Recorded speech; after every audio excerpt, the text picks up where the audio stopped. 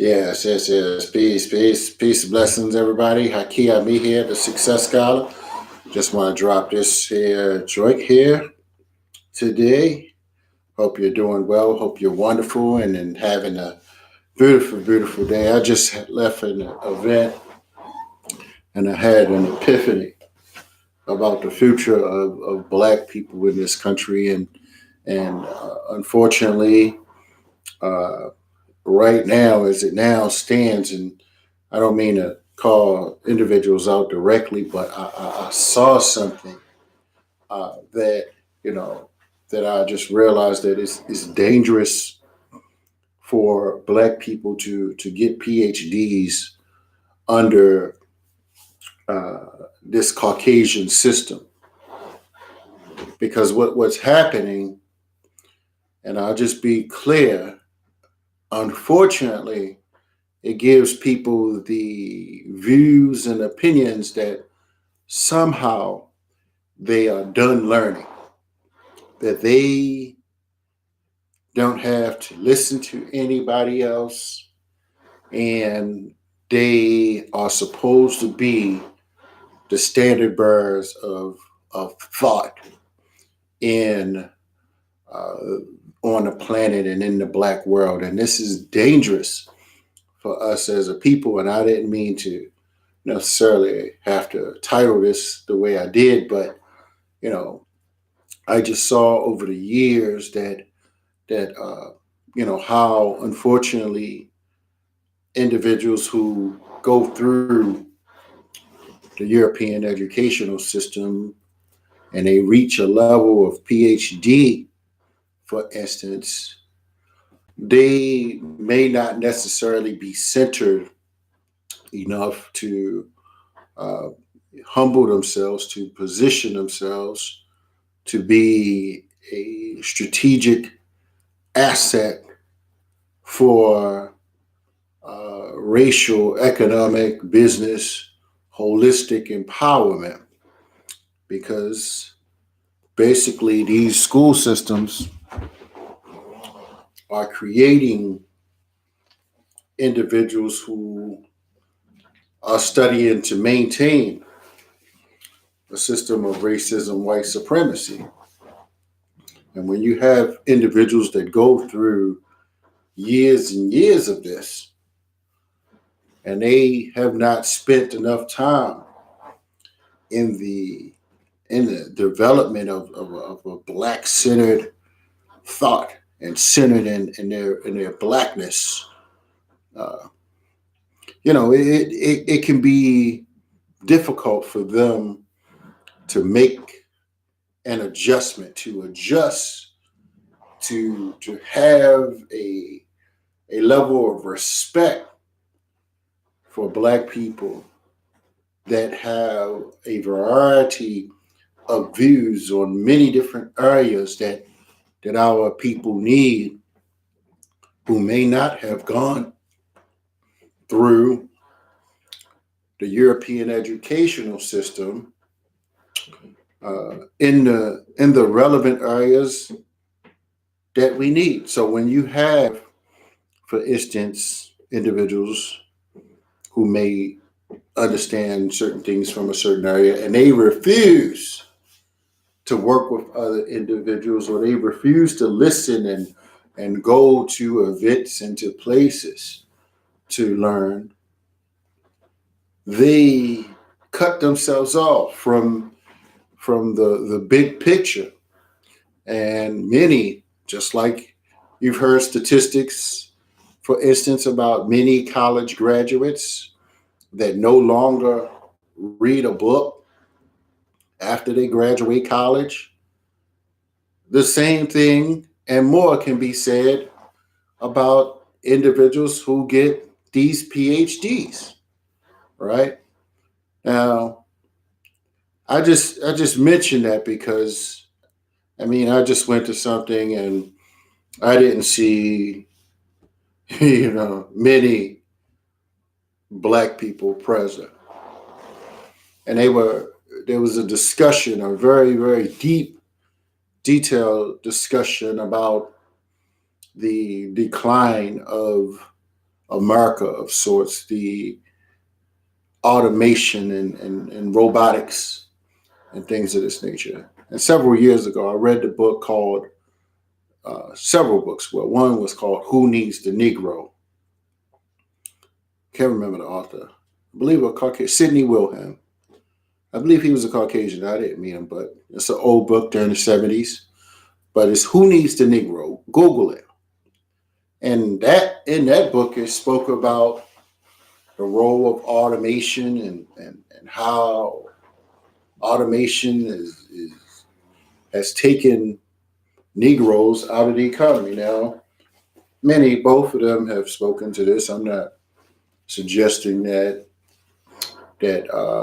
they, or anyone else may not be aware of this, but when individuals believe that they are the only ones with the solutions and they're not getting out here listening to other people and building partnerships and alliances, as well as positioning themselves to capture or create global industries, as what Dr. Amos Wilson was theorizing about and positioning himself about, and if he had a level of holistic wellness awareness and people around him that cared about him, that kept him living and healthy, he would have perhaps been a better asset. And so what I am simply saying is this.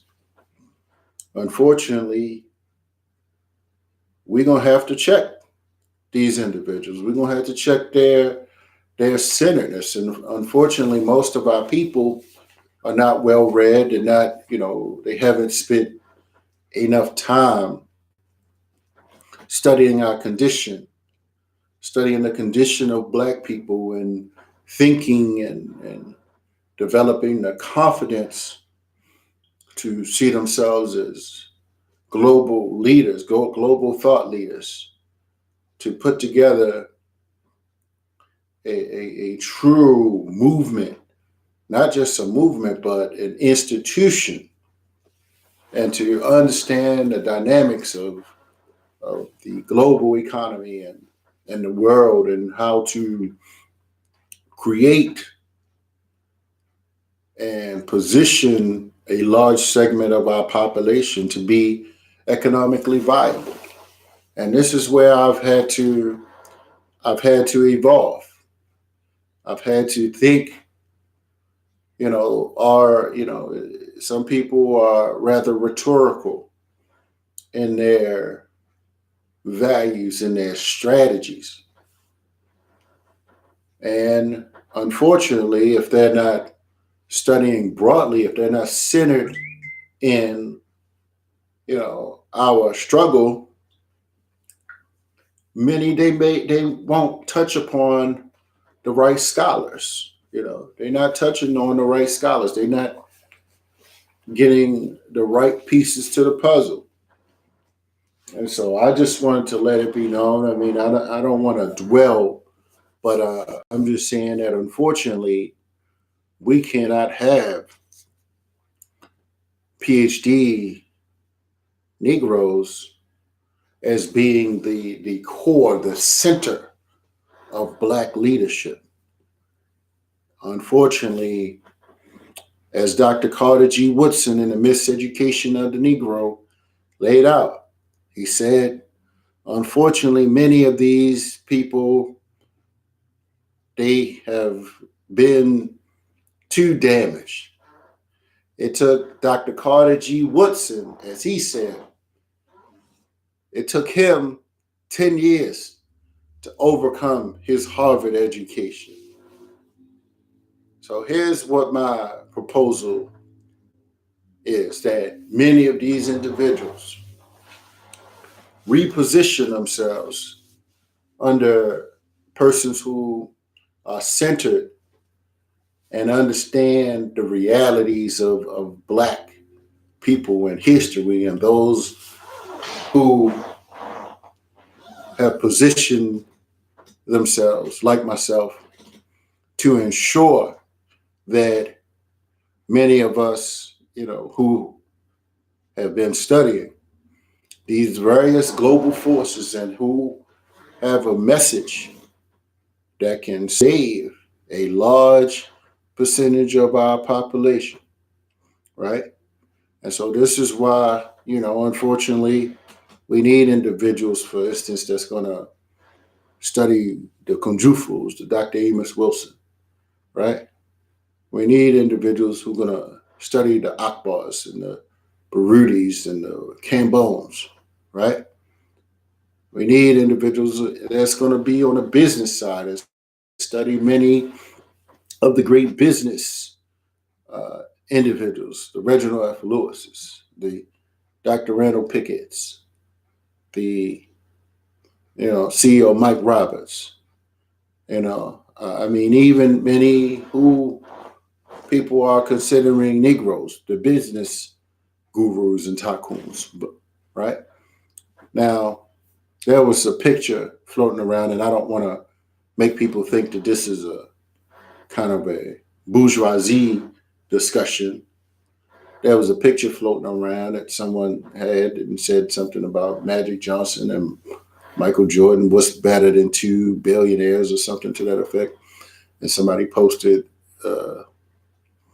10,000 people with a living wage or something, 10,000 black people or something somebody said. So I'm just like, well, how do you get to that?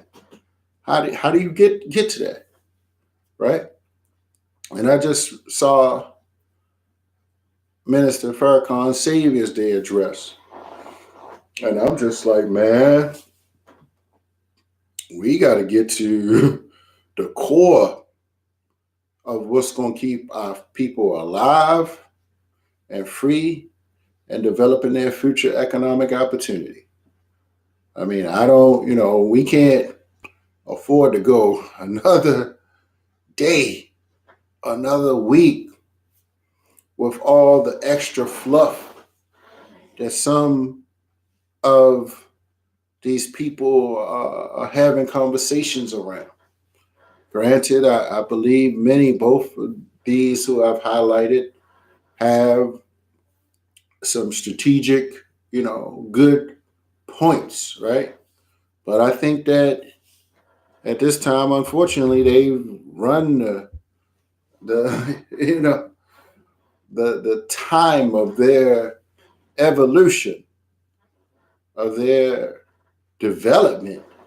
And I don't know if they will stop and take some time out to read. When sometimes you have people out here that all they do is talk. They get used to just talking and they don't have anybody critiquing, questioning, challenging intellectually because they used to talking at people, right? Instead of having some balance time to listen to a variety of voices. I wonder, do these people go to some black bookstores, right? I wonder, do they take some time out to go to Barnes and Nobles? I never hear them talking about other people's work or other scholars' global analysis. Hell, Samuel P. Huntington's or something, or the Clash of Civilizations and dissecting the global empires and things of this nature, right?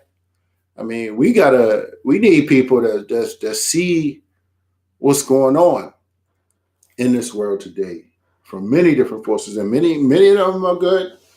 They're certainly on point about some dynamics, but man, I'm to the point. This is about survival, and we need those with a level of military bearing, those with a level of discipline that's going to truly organize, right? And going to allow for total holistic leadership development, not just PhD ego and So I'm just saying that unfortunately, I know most of our people are, you know, have various levels of education, and we take people at face value, or we just listen to people. And, since the white man told most of us that this is the highest level of achievement, many of us just buy their views and opinions hook, line, and sinker.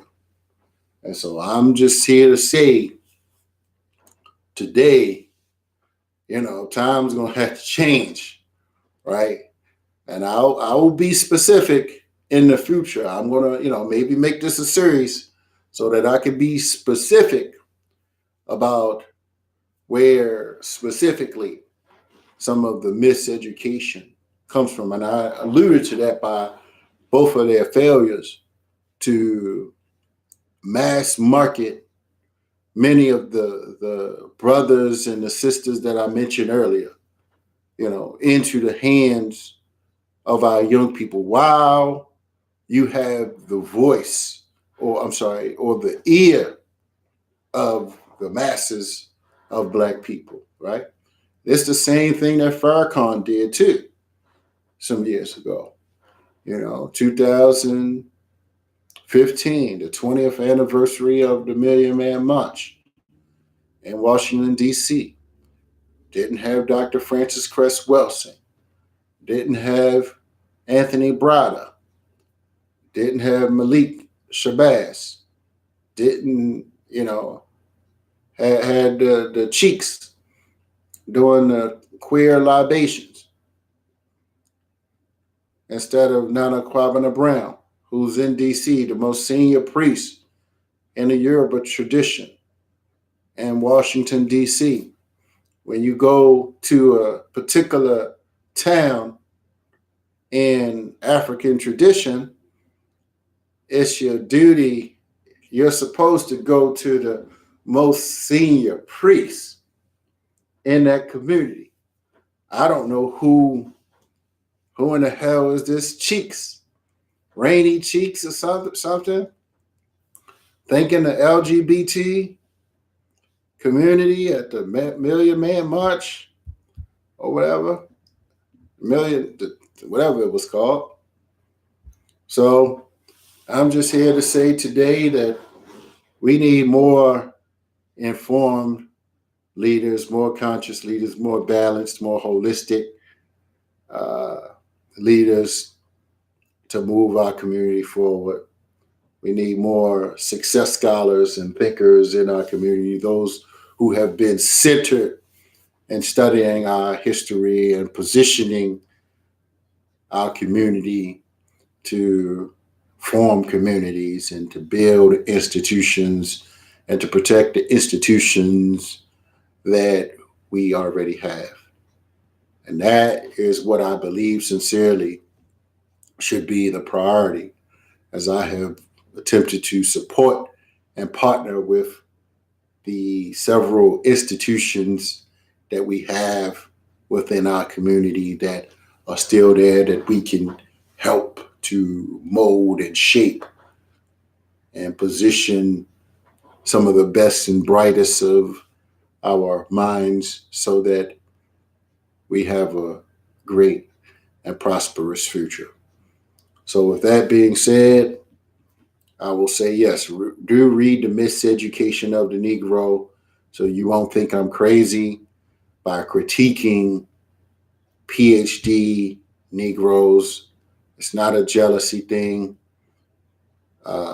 Europeans created this system for a purpose, to create people that are not centered, are not consciously, culturally centered, focused, and determined on the study of Black issues. And unfortunately, for them to go through the PhD program shows a level of deep-rooted self-alienation and a contribution, a conscious or subconscious worship of European values. And unfortunately, it's taken them too long. It's taken them too long to overcome the level of damage and their inabilities to appreciate other thinkers and other writers, other readers' work. And so they're just out there. They're just out there talking. And no one gives them a check because they don't know what to read and they don't respect Black people's thoughts because the white man has given them validation. And everybody else underneath, regardless of one's achievement or regardless of anything else, you are not, considered equal to in the white man's system based upon these European criteria. And so, unfortunately, I know that many Black people, even many of these pro-Black organizations are still deeply tied to this system in that manner. But I just have to, kind of lay down the gauntlet a little bit. I just heard something this evening that I'm just like, man, if these Negroes are not, if they don't shapen up and, understand what's going on, we're going to have some problems. So I would also say, get this other book called The End of Work, Jeremy Rifkin. I read that some years ago. Jeremy Rifkin and Who Needs the Negro?